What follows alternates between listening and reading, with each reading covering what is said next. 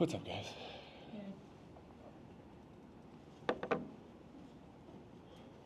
Leo, go ahead. Hey, Coach, Leo Robert with Scopo Sports. As a pretty young play caller per se, is there anyone that kind of took you under your wing or a mentor that really kind of helped you as a young coach that you could look up to? Yeah, it's a trick question because there's a lot of them. I've talked about how blessed I've been just to be around the people in my life. Marvin Lewis, Mike Zimmer, Paul Gunther.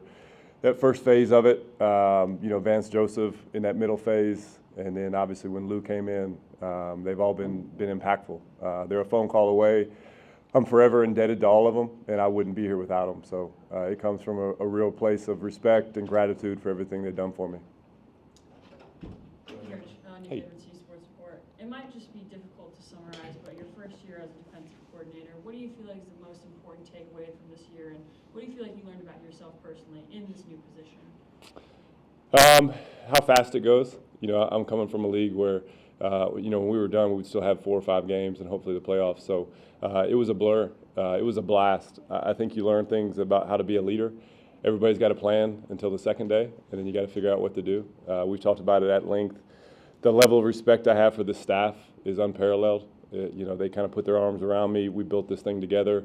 And the players, it's not lost on me that they took a chance on me with Coach Prime and Rick George when they gave me a chance to come here. And the players are great. I'd go to war with those guys every day. Hey, Coach. Hey. As you prepare for BYU, this bowl game, their quarterback can be almost frustrating with how he extends plays. Yeah. How are you guys preparing for this offense? Prayer was the first one. No, they do a great job. The quarterback's a great player. They've got a real kind of attitude they play with. Whether it's the quarterback running the ball, the backs. They've got a stable of backs, the wideouts in the open field. So it's a phenomenal challenge. It's one we're excited for. It's kind of it's our way to finish off this year. Our rallying cry is to get to 10. If I would have told everybody in here, hey, we got a chance to get to 10 wins, I don't think many people would have gone to Vegas. I would have. So I'm excited for these guys, and it's just all about the seniors. You got a group of guys that it's their last time in a Colorado jersey, and I'll do everything in my power to send them off the right way. Hey. We saw Nakai going to the transfer portal this week, and so I assume you won't have him for the bowl game. But how do you adjust to things like that? Whether him or other guys go in the portal, do you almost have to treat it like injuries and just next man up type of deal? Yeah, for sure. He's kind of welcome to college football 2024, right? These conversations are happening everywhere across the country this time of year. I appreciate Nakai, everything he did for us. He was a great player. Wish him nothing but the best. Had a great conversation. He's going to do his best for him. In the words of the great Mike Tomlin, we want volunteers, not hostages, right? So I love the group we got in that room. Coach Hilo, Coach Hart, they do a great job with the linebackers. So we'll adapt and adjust. It's next man up. They don't care who's wearing the helmet. They just see the Colorado logo. So we have a standard here. We want to play on defense, and I'm excited for those guys to get their opportunity. Riley, go ahead. Ron Scholes for Rob Report. There's some really outstanding Buffaloes that this will be their last game, that you'll be coaching them. Kind of what will it be like coaching the Heisman winner and guys like Cam and Shiloh for the last time? It's tough. It's tough. When I came on the interview, Shador was there, Shiloh was there, and Cam was there. And so that was like my welcome to Colorado moment. And then the second you meet Travis, you can't not love the guy, right? He's like the perfect human being. And then the other guys, Shane Cokes, we had conversations, he'd come in and talk about it. The guys that came along, BJ Green, and I'm leaving out a bunch. Levante Bentley, is there a better version of what college football should look like than Levante Bentley? He gives us all every play. So it's tough. I'll do everything in my power to send them off the right way because they've changed my life, and I'm indebted to them. Jack. Hey, Coach. Hey. Jack Farlow, Buffalo's Bar. How are you? Good. How are you doing? Building off that question a little bit, how important is this game for some of your older players who are looking to put some more film out there to kind of boost their NFL draft stuff? Yeah, it's another opportunity. In a former life, when you have to evaluate these college players, the first thing you do is you look at the All-Star games. Then you look at the bowl games to see how invested they really are. In this climate, there's a lot of people not playing, whatever. That's right, wrong, or indifferent. But the guys that we have, you want to see how they finish, and then you'll kind of go to their best game. So we've had those conversations. If these guys just do what they've done all year, they should be in a good position. So you always take one more chance, and I'm excited for them. You're up to 1,400 now. Hey, Tyler. There are some fast fingers in this room. I'm very, very impressed. Coach is trying to get him to 5,000 followers today. Okay. Kind of building off you were saying about your past life evaluating guys. Mhm. I mean, you were in the NFL for a long time with one organization for a long time. Kind of, what is your first here in Boulder been like that has made you think about this as a long-term home for you and your family? So you live in Denver? Yeah. So you drove from Denver to Boulder today? Yeah. So that's the first one, right? The view where we are, it's phenomenal. We love it here. We have 4 young kids. There's no better place in the world for us. It's perfect. And obviously, I've talked about it at length, and I mean it. I love the head coach. He's changed my life, and I love the dude. So we're very happy.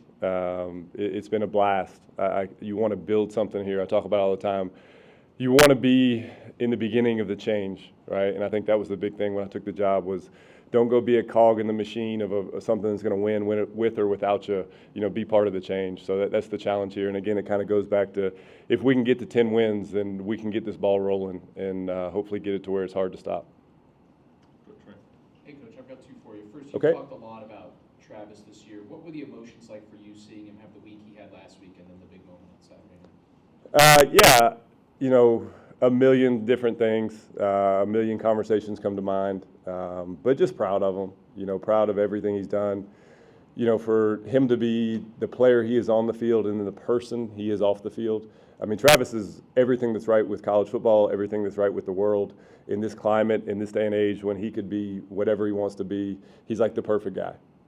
So just proud of him, proud of everything he's done, and lucky to have him in my life.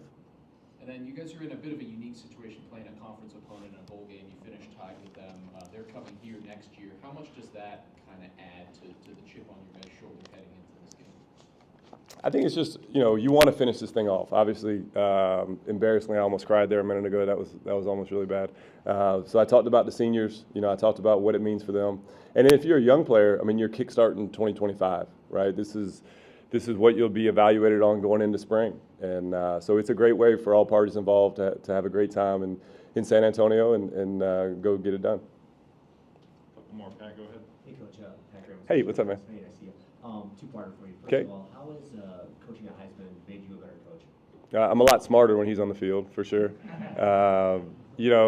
It's a testament to him. I mean, we talk about playing both ways, and doing it at elevation probably didn't get as much credit as you should, right, because it's different here. But just the way he sees the game, I think we've talked about it, on multiple occasions. I'll go to Trav, whether it's a TV timeout or something, and, hey, what are you seeing? What are you feeling? So his ability to feel the game is unique. It's special. Trav has called some defenses, and embarrassingly, most of them work. He's great. So it's been a phenomenal journey with him, and I'm just excited for one more. And then the second part of that is, what's life going to be like without the Heisman Trophy winner? Yeah, it's next man up. We talked about it a little bit with injuries and things like that. I'm not naive to the fact that there's not another Travis Hunter walking through that door.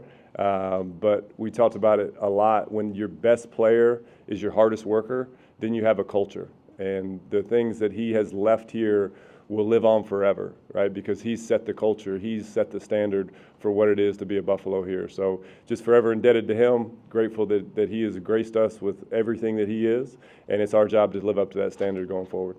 I have a quick one real quick before. So Yep. in production meetings, you've talked about the Baylor game at the end of the game in the last play with Travis and what happened before it. Mm-hmm. Will you share that story? Because I think it's really awesome. The Baylor one or the Nebraska one? Nebraska one. Oh. Okay, so we're playing Nebraska, obviously. We probably weren't going to win that one. So it's midway through the third quarter. It's 3rd and 7. They're late in the down.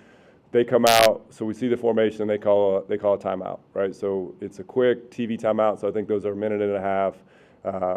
The defense comes over. I go to Travis, and just in general conversation, hey, Trav, what would you call here? In a former life, We're at the AFC Championship game. It's 3rd and goal on the, I want to say 9-yard line. We TV timeout them, and I hear Lou Anarumo, again, somebody asked about, people that I look up to, go to Cheeto and say, hey, Cheeto, what do you like here? And Cheeto said, Red Tampa. And so it's a version of cover 2 in the red zone. So we called it, and Pat Mahomes played Pat Mahomes. He ran around for like 15 seconds, then he fumbled. They kicked the field goal. We won in overtime. So I say, Trav, what do you like here? And he says, Tampa. And that is the furthest thing from my mind at that moment. So I said, why do you like Tampa? He said, well, the tight end's going to run a corner route, and the halfback's going to go to the flat, and I'll play in midpoint, and I'll chop him down. We'll be off the field. So if you don't listen to Travis Hunter, then you have to reevaluate who you are as a person. So sure enough, we called rush Tampa. They come out in the same formation. Tight end runs a corner route. Halfback goes to the flat. Travis tackles them. We're off the field. It was at that moment I realized, hey, if you're ever in doubt, look at that guy number 12 and say, hey, Travis, what do you like here? So if Travis is on our sideline, we'll have some communication. We have a very small menu on early down, so the likelihood that we're both thinking the same thing is pretty high. But that's just a testament to who he is. It's a testament to how he sees the game, what he's about. There's plenty of times where, hey, just keep doing what you're doing. But he's unique, he's special, and he'll be greatly missed. I just want to ask follow-up to my previous question. Yeah. Because redshirts can play in the bowl game. So do you anticipate Jeremiah and Trevor and some other redshirts playing in the Apple Bowl? I think it would just be kind of situationally. Obviously it's a fluid time of year. I guess that's the politically correct thing to say. So we'll see who's out there. Maybe we got some GAs that are looking for some snaps, so maybe we can get them some. I can give you 2 downs. The first one might be okay. The second one's going to be really, really bad. But I could make 11 on a couple of those things also. Hey, sign them up. Let's go. It's like, roll the ball out. Let's go play. Thank you, Coach. Good. Thanks, guys. That's a wrap, folks.